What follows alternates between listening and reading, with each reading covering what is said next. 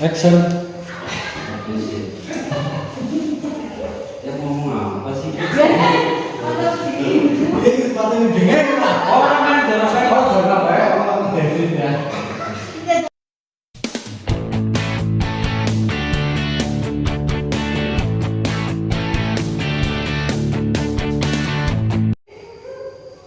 Action. Ya ngomong apa sih?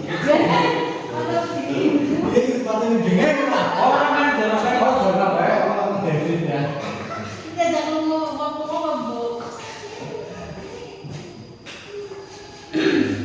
Nggak teks lah.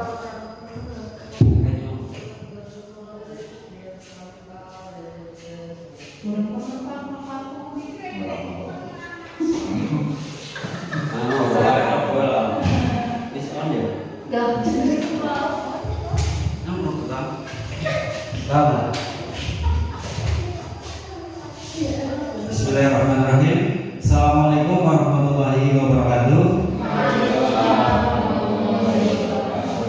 Yang saya hormati Bapak Kepala Sekolah SD Negeri 7 Bulan-Bulan, Bapak Sari SPD, Bapak dan Ibu guru kelas 1 sampai kelas 6 yang saya hormati dan saya banggakan. Terima kasih atas waktu yang diberikan pada kali ini. Di sini saya bicara terkait dengan tugas saya. Kemarin saya mengikuti kegiatan pengibasan kurikulum Merdeka di Kabupaten Banjarnegara yang melaksanakan dari BPJP atau Badan Besar Guru Penggerak yang Dinas Kabupaten Banjarnegara. Kemudian di sana kami melaksanakan kegiatan selama 2 hari, tanggal 23 dan tanggal 24. Untuk pelaksanaan hari pertama, karena kami di kelas F, kelas yang disusukan semua, kami minta sama penyaji untuk pulangnya lebih awal. Nah, yang seharusnya jam setengah 5, kami minta jam 4 pulang. Akhirnya hari pertama kami pulang jam 4. Kemudian untuk hari kedua, katanya dari penyaji itu menyampaikan mendapatkan teguran dari BPJP. Katanya untuk pelaksanaan kegiatan pengibasan kurikulum Merdeka itu harus dilaksanakan sesuai dengan jadwal yang sudah ditentukan. Maka untuk hari kedua kami sampai jam setengah 5. Tapi karena banyak peserta yang mengalami kendala ketika menyelesaikan tugas, akhirnya molor 1 jam ya. Kami pulang jam setengah 6 baru pulang ke rumah. Sebenarnya saya ketika pulang ke rumah itu dalam hati saya kan saya sudah klop, sudah menyelesaikan tugas saya mengikuti kegiatan pengibasan kurikulum Merdeka di Kabupaten Banjarnegara. Tapi setelah sampai di rumah, setelah saya melihat HP, ternyata di situ masih ada tagihan. Ya, si penyaji itu memberikan tugas untuk setiap peserta yang mengikuti pengibasan kegiatan kurikulum Merdeka di Kabupaten Banjarnegara itu harus memberikan pengibasan juga di satuan unit kerja masing-masing. Nah, berdasarkan itu maka saya pada kali ini saya menyampaikan tugas saya untuk memberikan pengibasan di satuan pendidikan tempat kerja saya, yaitu di SD Negeri 7 Bulan-Bulan.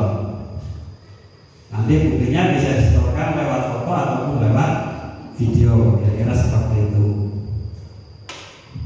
Kemudian untuk kegiatan selama 2 hari di sana itu pelaksananya ya penyaji memberikan materi, kemudian diberikan tugas bisa berupa kelompok ataupun individu. Kemudian dikumpulkan di depan kelas, kemudian dipresentasikan, dan kemudian kelompok lain menanggapi. Kira-kira pelaksanaan kegiatan di sana seperti itu. Secara garis besar untuk pelaksanaan pengibasan kurikulum Merdeka di Kabupaten Banjarnegara itu ada 6 topik Yang pertama itu mengenai penguatan pemahaman implementasi kurikulum Merdeka. Itu waktunya 2 jam. Kemudian topik yang kedua itu optimalisasi kombel atau kelompok belajar. Kemudian yang ketiga itu pengenalan sesi belajar perencanaan pembelajaran. Kemudian yang keempat pengenalan sesi belajar diferensiasi pembelajaran. Kemudian yang kelima proyek penguatan profil pelajar Pancasila. Kemudian yang keenam berbagi strategi praktek baik implementasi kurikulum Merdeka. Itu secara garis besar pelaksanaan pengembasan di Kabupaten Banjarnegara. Itu materinya seperti itu. Yang karena ini laporan ya, nanti kan ini dilaporkan ke BPDP. Nah, nanti mungkin kalau dilihat kondisi di SD Negeri 7 Gumulung itu seperti apa. Maka sebelum saya menyampaikan materi, kita akan berkenalan dulu. Nah, perkenalkan nanti di SD Negeri 7 Gumulung itu personilnya siapa saja. Jadi nanti sebelum masuk ke materi, kita akan berkenalan dulu. Nanti dari kelas 1 menyebutkan namanya siapa, terus gelarnya apa, kayak gelar ya. Terus mendapatkan tugas mengajar di kelas berapa. Kira-kira seperti itu. Gimana? Siap ya Pak, Bapak Ibu? Siap. Ya, oke. Sekarang kita mulai dari guru kelas 1, nanti guru kelas 2, kelas 3, kelas 4, kelas 5, dan kelas 6. Kemudian yang terakhir nanti Bapak Kepala Sekolah.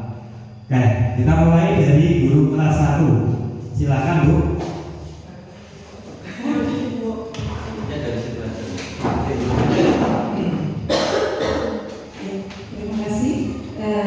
Assalamualaikum warahmatullahi wabarakatuh. Perkenalkan, nama saya Muransi Sosni, sarjana sosial Islam. Alhamdulillah di SD Negeri 7 Gumulung saya diamanahi untuk mengajar kelas 1. Terima kasih. Assalamualaikum warahmatullahi wabarakatuh. Waalaikumsalam. Ya, terima kasih. Untuk kelas 1 itu yang mendapatkan tugas itu Bu Mulansi, sarjana sosial. Oke, terima kasih Bu. Terus untuk kelas 2 silakan.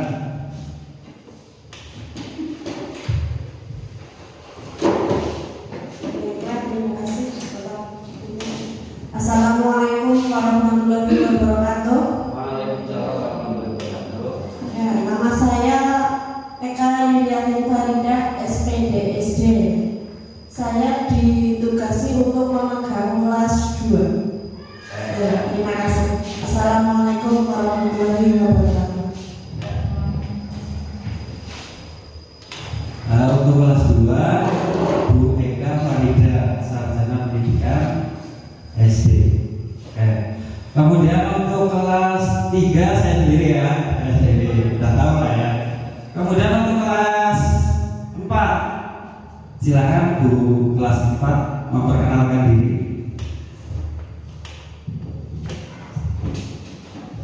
Assalamualaikum warahmatullahi wabarakatuh. Waalaikumsalam warahmatullahi wabarakatuh. Nama saya Kamiapi, SPD SD. Ya, saya di SD Negeri 7 Gumulung. Saya ditugasi untuk memegang kelas 4.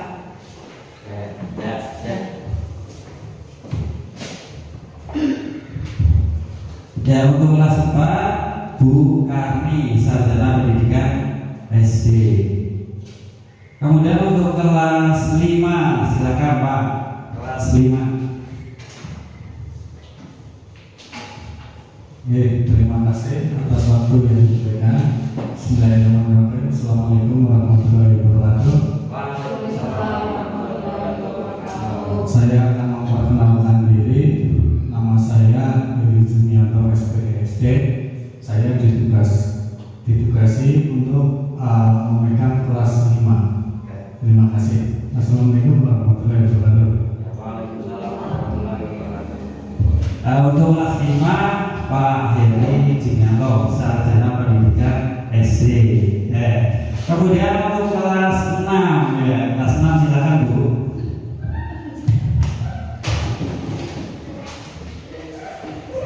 Bismillahirrahmanirrahim. Assalamualaikum warahmatullahi wabarakatuh. Perkenalkan, nama saya Nini Amira di Aningsi SPD di SD Negeri 7 Gumelar Kulon, diedukasi untuk mengampu kelas 6. Ya, assalamualaikum warahmatullahi wabarakatuh. Ya, guru kelas 6 ini Bu April, siapa Bu April? Rini Aprilia, sarjana pendidikan SD. Namanya tua banget kayak rela-rela Amir ya. Itu guru kelas 1 sampai guru kelas 6. Kita yang terakhir Bapak Kepala Sekolah SD Negeri 7 Kulon. Monggo Bapak. Assalamualaikum warahmatullahi wabarakatuh. Waalaikumsalam warahmatullahi wabarakatuh. Terima kasih kesempatan yang baik untuk memperkenalkan diri. Nama saya Saryo SPSD di SD Negeri 7 Gumelar Kulon, mendapatkan tugas sebagai kepala sekolah. Terima kasih. Assalamualaikum warahmatullahi wabarakatuh. Ya, untuk kepala sekolah dari SD Negeri 7 Gumelar Kulon adalah Bapak Saryo, sarjana pendidikan. Ya, kenapa saya harus mencantumkan nama dan gelar di sini kan? Pandangan semua kan untuk mendapatkan gelar itu kan banyak perjuangan ya, dari segi biaya, dari segi waktu. Maka kalau misalnya tidak dipakai kan eman-eman kan kayak gitu loh. Kira-kira kayak gitu. Oke.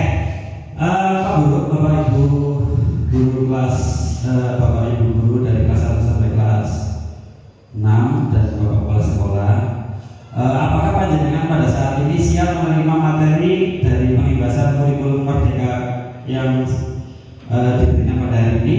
Siap apa tidak Bapak Ibu? Kurang keras, siap apa tidak Bapak Ibu? Siap ya. Terima kasih ya. Sesi perkenalan sudah selesai, berarti kita masuk ke sesi materi ya. Untuk pertama itu, untuk nanti materinya itu penguatan pemahaman implementasi kurikulum Merdeka. Penguatan pemahaman implementasi kurikulum Merdeka. Ya, ini topik yang pertama Bapak Ibu. Penguatan pemahaman implementasi kurikulum Merdeka. Penyusunan kesepakatan kelas. Jadi kemarin waktu saya mengikuti kegiatan di sana memang dibentuk penyusunan kesepakatan kelas sebelum pembelajaran. Kemudian juga pembentukan kelompok. Jadi di sana satu kelompok itu terdiri dari 3 anggota. Tujuan pembelajaran, peserta pelatihan memahami. Yang pertama itu kebijakan tentang kurikulum Merdeka. Yang kedua, kurikulum satuan pendidikan. Yang ketiga, pembelajaran dan asesmen. Yang keempat, proyek penguatan profil pelajar Pancasila. Ya, ini tujuan pembelajaran yang dicapai dalam pelatihan implementasi kurikulum Merdeka untuk topik penguatan pemahaman implementasi kurikulum Merdeka. Tapi ini kalau misalkan dijadikan satu video ini durasinya itu terlalu panjang. Jadi nanti saya bagi menjadi subtopik ya. Jadi untuk subtopik pertama itu kebijakan tentang kurikulum Merdeka. Nanti masalahnya kalau memang ini digabungkan semua nanti durasinya terlalu panjang. Paham ya Bapak Ibu? Ya, berarti kita masuk ke subtopik 1, yaitu kebijakan tentang kurikulum Merdeka.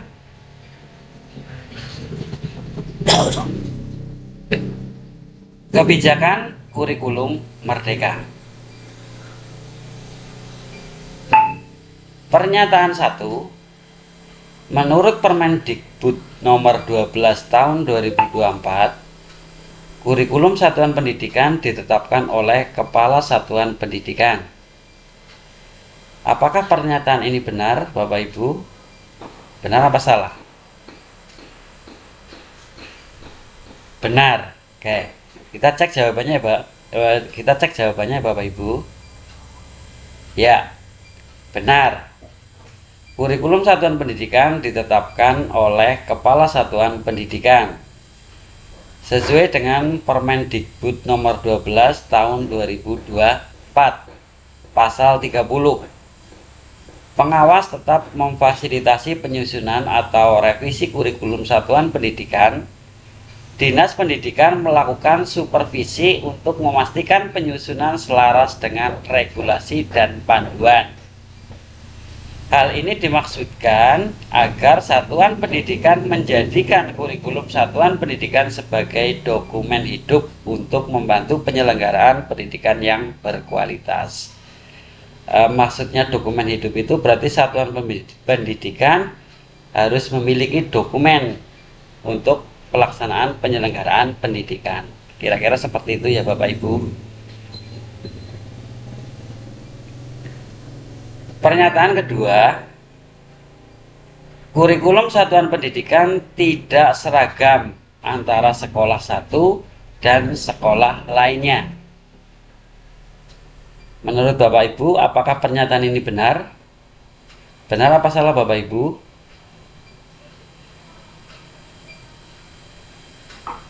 Benar. Oke, kita cek jawabannya ya. Ya. Kurikulum satuan pendidikan tidak seragam karena perlu menyesuaikan dengan karakteristik setiap sekolah. Kurikulum satuan pendidikan tidak memiliki satu format yang harus diikuti semua. Yang perlu ada hanyalah komponen berikut yang memiliki fungsinya masing-masing. Karakteristik satuan pendidikan yang menjadi pertimbangan dalam menentukan visi serta tujuan satuan pendidikan. Visi, misi, tujuan tidak harus dibuat tiap tahun, namun visi misi inilah yang memandu suasana belajar dan proses pembelajaran yang terjadi. Pengorganisasian pembelajaran.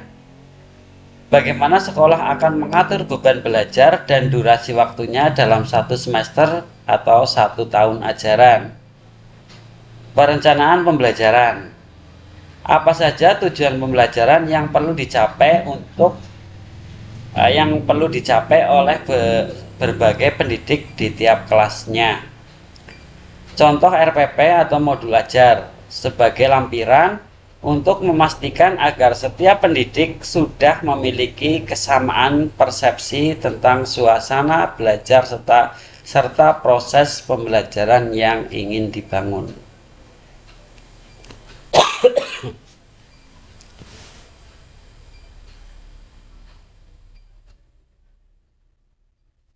Kemudian pernyataan ketiga. Kurikulum satuan pendidikan direvisi 4-5 tahun sekali oleh satuan pendidikan. Apakah pernyataan ini benar, Bapak Ibu? Benar apa salah? Salah. Kayak kita cek ya Bapak Ibu. Tidak ya. Kurikulum satuan pendidikan direvisi sesuai dengan kebutuhan dan kondisi aktual satuan pendidikan. Peninjauan dapat dilakukan secara berkala menyesuaikan dengan kebutuhan satuan pendidikan. Revisi dilakukan berdasarkan hasil evaluasi dan disesuaikan dengan kondisi aktual satuan pendidikan.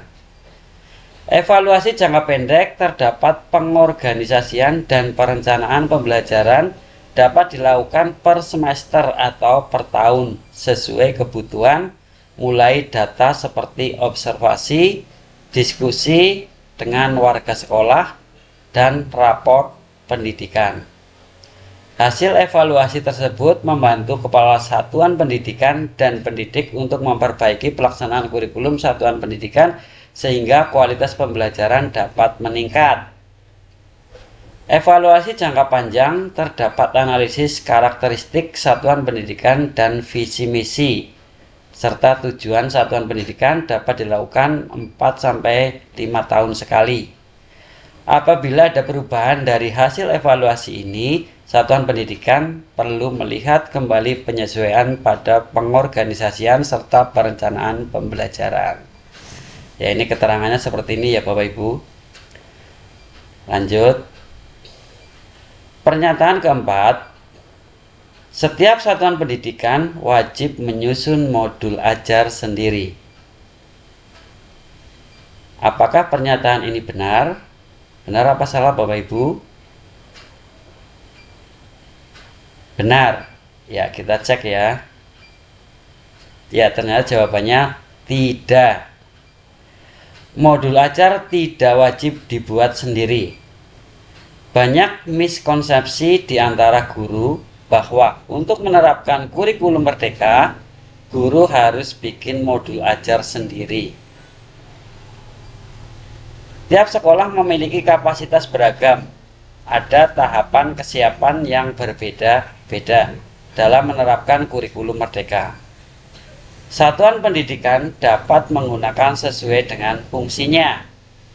Modul ajar bisa digunakan untuk berbagai contoh perencanaan pembelajaran. Melalui PMM, Kementerian menyediakan berbagai contoh modul ajar untuk langsung digunakan atau diadaptasi sesuai dengan kebutuhan pembelajaran.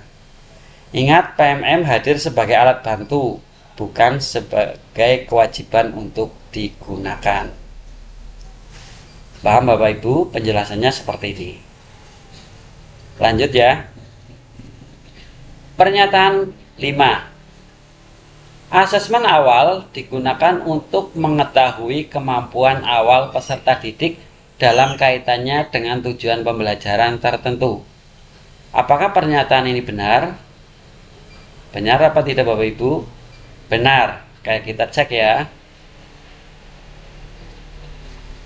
Ya, benar. Asesmen awal digunakan untuk mengetahui kemampuan awal dan kesiapan belajar peserta didik, sehingga penyesuaian pembelajaran dapat dilakukan sesuai dengan kebutuhan. Paham ya Bapak Ibu? Oke, lanjut. Asesmen awal adalah bagian dari asesmen formatif untuk mengetahui apakah tujuan dan strategi pembelajaran yang sudah disiapkan sesuai kebutuhan peserta didik. Asesmen awal menjadi landasan diferensiasi pembelajaran yang dilakukan pendidik. Asesmen awal dilakukan oleh pendidik, sementara asesmen diagnostik dilakukan oleh profesional seperti psikolog. Asesmen diagnostik berfungsi selain untuk memahami kebutuhan khusus atau tumbuh kembang peserta didik, juga dapat digunakan untuk mengetahui kebutuhan belajar dan strategi pembelajaran yang sesuai. Pendidik dapat memberikan rujukan ke orang tua untuk peserta didik mendapatkan asesmen diagnostik jika diperlukan. Ya, penjelasannya seperti ini ya Bapak Ibu. Lanjut. Pernyataan ke-6, pembagian peserta didik ke dalam gaya belajar visual, auditori, dan kinestetik perlu dilakukan sebagai salah satu bentuk pembelajaran terdiferensiasi. Apakah pernyataan ini benar? Menurut Bapak Ibu gimana? Salah. Ya, kita cek ya. Ya, tidak. Pembelajaran terdiferensiasi tidak perlu dilakukan melalui pembagian gaya belajar visual, auditori, dan kinestetik. Oke, penjelasannya, sumber dari strategi pembelajaran perlu disesuaikan dengan yang paling efektif untuk mencapai tujuan pembelajaran tertentu. Peserta didik memerlukan variasi stimulus dan sumber belajar agar terbiasa menggunakan berbagai sumber belajar. Peserta didik, terutama pada usia dini, membutuhkan berbagai stimulus sensori yang terintegrasi untuk mengoptimalkan pemenuhan kebutuhan tumbuh kembangnya.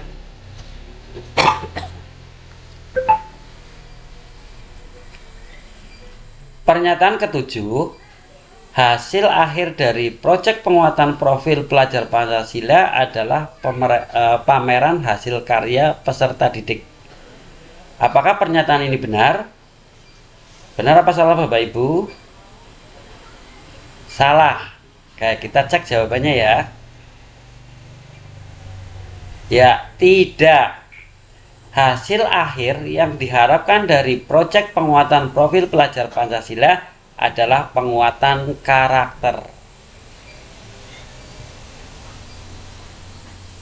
Jadi penjelasannya, rangkaian proses yang dilakukan dalam proyek penguatan profil pelajar Pancasila hanyalah merupakan kendaraan untuk peserta didik menguatkan karakter sesuai dengan profil pelajar Pancasila. Hal yang penting dari proyek penguatan profil pelajar Pancasila adalah terjadinya proses belajar atau berpikir peserta didik, mulai dari mengamati, mengeksplorasi, dan memberikan rumusan solusi sehingga membantu pembentukan karakter. Ya, penjelasannya seperti ini ya Bapak Ibu. Lanjut.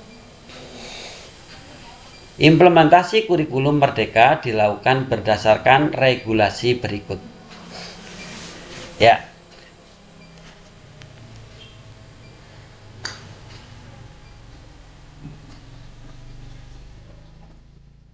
Regulasi itu apa sih Bapak Ibu? Regulasi adalah seperangkat aturan, undang-undang, atau pedoman yang dibuat untuk mengatur suatu kegiatan atau bidang tertentu. Nah, berarti implementasi kurikulum Merdeka itu mengacu kepada aturan. Kayak kita pahami ya. Yang pertama, standar kompetensi lulusan pada pendidikan anak usia dini, jenjang pendidikan dasar, dan jenjang pendidikan menengah itu mengacu kepada apa Bapak Ibu? Mengacu kepada Permendikbudristek nomor 5 tahun 2022. Ini sebagai dasar untuk implementasi kurikulum Merdeka, yaitu standar proses ya Bapak Ibu. Oke, lanjut. Maaf, bukan standar proses, tapi standar kompetensi. Kemudian untuk standar proses pada pendidikan anak usia dini, jenjang pendidikan dasar, dan jenjang pendidikan menengah itu mengacu kepada Permendikbudristek nomor 16 tahun 2022. Ini sebagai dasar untuk standar proses. Kemudian standar isi pada pendidikan anak usia dini, jenjang pendidikan dasar, dan jenjang pendidikan menengah itu mengacu kepada apa Bapak Ibu? Ya, mengacu kepada Permendikbudristek nomor 8 tahun 2024. Ini sebagai dasarnya seperti itu ya Bapak Ibu. Kemudian lanjut ya. Standar penilaian pada pendidikan anak usia dini, jenjang pendidikan dasar, dan jenjang pendidikan menengah. Ini mengacu pada apa Bapak Ibu? Ya, mengacu kepada Permendikbudristek nomor 21 tahun 2022. Kemudian kurikulum pada pendidikan anak usia dini, jenjang pendidikan dasar, dan jenjang pendidikan menengah ini mengacu kepada Permendikbudristek nomor 12 tahun 2024. Ini sebagai dasar. Lanjut. Memuat tentang cakupan kurikulum Merdeka dan implementasinya. Paham ya Bapak Ibu? Oke, lanjut. Tentang capaian pembelajaran pada pendidikan anak usia dini, jenjang pendidikan dasar, dan jenjang pendidikan menengah pada kurikulum Merdeka. Ini mengacu kepada keputusan Kepala BSKAP nomor 032-H-KR-2024 tahun 2024. Ini sebagai dasar. Memuat capaian pembelajaran untuk semua jenjang dan mata pelajaran dalam struktur kurikulum Merdeka. Paham ya Bapak Ibu? Oke, lanjut. Kemudian kompetensi dan tema proyek penguatan profil pelajar Pancasila. Nah, ini dasarnya dari mana? Keputusan Kepala BSKAP nomor 031-H-KR-2024 tahun 2024. Memuat penjelasan dan tahap-tahap perkembangan profil pelajar Pancasila dan pilihan tema yang dapat digunakan untuk proyek penguatan profil pelajar Pancasila. Ya, inilah implementasi regulasi tentang pelaksanaan implementasi kurikulum Merdeka. Paham ya Bapak Ibu? Oke, lanjut. Kurikulum Merdeka dirancang dengan prinsip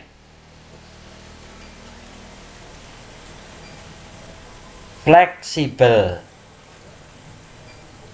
Ya, kurikulum satuan pendidikan dapat disesuaikan dengan kebutuhan pengembangan kompetensi peserta didik, karakteristik satuan pendidikan dan peserta didik serta konteks sosial budaya setempat. Guru dapat menggunakan asesmen awal untuk melakukan pembelajaran terdiferensiasi atau mengatur materi, alur, dan kecepatan pembelajaran sesuai minat dan tingkat kemampuan peserta didik. Kemudian fokus pada muatan esensial. Muatan esensial adalah muatan wajib dikurangi untuk memberi waktu bagi pembelajaran yang lebih mendalam, bermakna, dan terdiferensiasi. Muatan esensial juga dibuat lebih relevan dengan tantangan zaman dan isu terkini seperti perubahan iklim, literasi finansial, literasi digital, dan literasi kesehatan. Kemudian berikutnya pengembangan karakter. Pengembangan karakter atau kompetensi moral, spiritual, sosial, dan emosional tidak hanya melalui mata pelajaran, tetapi juga melalui alokasi waktu khusus untuk pembelajaran yang aplikatif dan kolaboratif seperti proyek penguatan profil pelajar Pancasila. Ya, inilah kurikulum Merdeka dirancang dengan prinsip yang pertama itu fleksibel, fokus pada muatan esensial, kemudian pengembangan karakter. Kira-kira seperti itu ya Bapak Ibu. Oke, kita lanjut. Poin pembaruan struktur kurikulum di Permendikbud nomor 12 tahun 2024. Ini poin pembaruan ya Bapak Ibu. Ya. Kita fokus ke jenjang SD aja Bapak Ibu, karena kita kan di SD. Ya, untuk jenjang SD itu ada pembaruan. Murid-murid dengan potensi kecerdasan istimewa dapat diberikan percepatan belajar dan atau pendalaman dan pengayaan capaian pembelajaran secara individu, bukan rombongan belajar. Kemudian bahasa Inggris sebagai muatan pelajaran wajib dimulai kelas 3 SD dengan masa transisi hingga tahun ajaran 2027 sampai 2028. Ya, ini poin pembaruan struktur kurikulum di Permendikbud nomor 12 tahun 2024. Lanjut ya Bapak Ibu. Poin pembaruan struktur kurikulum di Permendikbud nomor 12 tahun 2024. Ya ini karena ini jenjangnya SMK, pendidikan khusus, pendidikan kesetaraan, jadi nggak usah dibahas ya Bapak Ibu. Lanjut. Ketentuan lain yang mengalami perubahan di Permendikbud nomor 12 tahun 2024. Yang pertama, kurikulum satuan pendidikan ditetapkan oleh Kepala Satuan Pendidikan. 2. Tentang ekstrakurikuler. Ekstrakurikuler dilaksanakan sesuai ketersediaan sumber daya satuan pendidikan dan peserta didik mengikuti ekstrakurikuler secara berkala. 3. Tentang tanggung jawab satuan pendidikan. Mengembangkan dan menetapkan kurikulum satuan pendidikan berdasarkan kerangka dasar kurikulum dan struktur kurikulum yang ditetapkan oleh kementerian. Bagi satuan pendidikan yang menyelenggarakan layanan program kebutuhan khusus untuk menyediakan layanan sesuai kondisi peserta didik berkebutuhan khusus, melakukan refleksi, evaluasi, perbaikan implementasi kurikulum satuan pendidikan untuk meningkatkan kualitas pembelajaran dan berpartisipasi aktif dalam komunitas belajar dalam satuan pendidikan dan atau antar satuan pendidikan. Ya, ini ketentuan lain yang mengalami perubahan di Permendikbud nomor 12 tahun 2024. Paham ya Bapak Ibu? Oke, lanjut. Oke. Ya, itulah materi tentang subtopik pertama.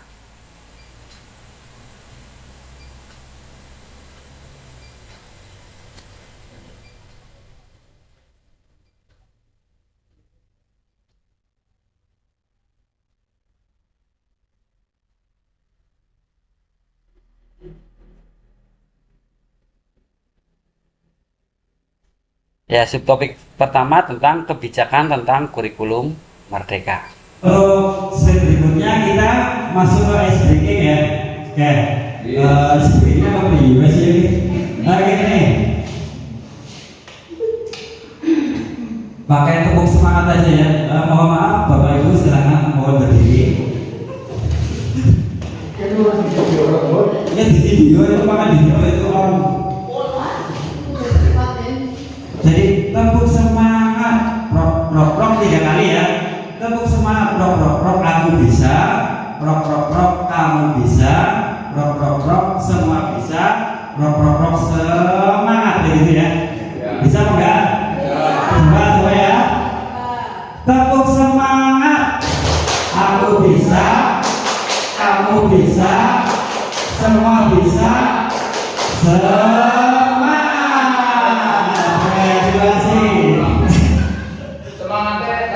Iya, tangannya ini ya. Diulangi ya. Berarti tangannya. Ini Pak. Kayak.